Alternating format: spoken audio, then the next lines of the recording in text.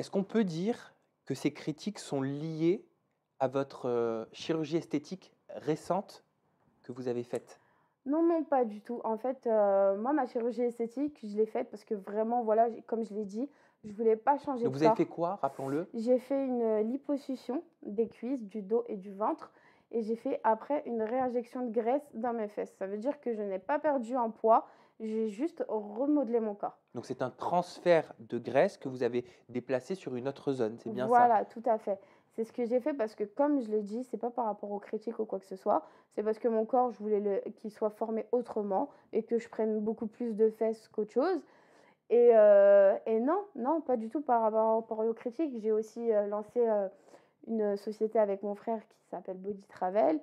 On amène les gens à l'étranger à faire de la chirurgie à l'étranger parce qu'ils sont autant compétents qu'en France, et en plus de ça, il y a un suivi. Ça veut dire qu'il y a un suivi, le patient, on l'a du début jusqu'à la fin. On l'accompagne dans toutes les étapes.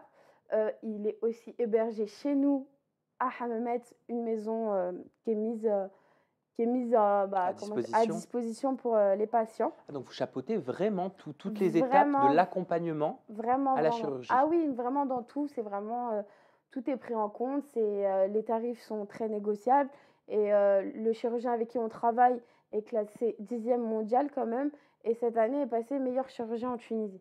Donc ça veut dire que nous, pourquoi on s'est lancé dans ça? Parce que mon frère a une mauvaise expérience et que, lui, il a fait une opération très lourde qui était la liposuction aussi et en fait, on l'a balancé comme ça à l'hôtel, «Vas-y, fais ta vie, va à la piscine». Mais c'est pas possible.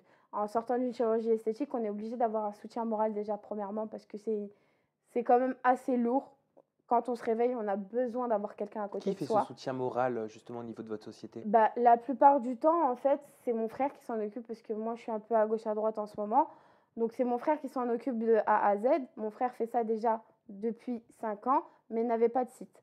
N'avait pas de site, ceci, cela. Donc maintenant, vu que moi aussi, j'ai testé l'expérience sur moi-même, D'accord. qui veut dire que bah, je pense que ça fait moins peur aux gens de voir des personnes qui l'ont fait chez ce chirurgien, qui l'ont fait chez le chirurgien et qui aussi, on connaît le pays, et puis voilà, C'est-à-dire que concrètement, vous pouvez en parler puisque vous-même avez vécu l'expérience, c'est voilà, bien tout ça? à fait. On peut en parler parce que nous-mêmes, on a vécu l'expérience et on sait ce qu'on a besoin en sortant de l'opération.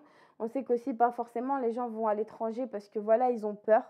Ils ont peur et non, au final, c'est des fois, c'est 2 fois mieux. Les prix sont 2 fois plus abordables parce que c'est pas abordable à tout le monde sur Paris. Mais en quoi, Sarah, avez-vous la légitimité avec votre frère, de pouvoir prétendre accompagner ses patients jusqu'au bloc opératoire? Bah, parce que nous, en fait, j'ai plusieurs copines déjà qui l'ont fait. Ça veut dire qu'on s'est pas lancé dans ça directement. Mon frère est très en contact avec le chirurgien, le chirurgien lui a proposé directement de travailler avec lui. Parce que voilà, il y a eu déjà plusieurs patientes qui sont venues, y compris moi. Et non, c'est pas question de légitimité, mais plus question de confort. Et les gens, ils savent qu'on l'a fait. Ça vous tient Donc à cœur? voilà, ça nous tient vraiment à cœur et ils le voient par eux-mêmes, en fait, que c'est un truc vraiment sérieux et vraiment suivant.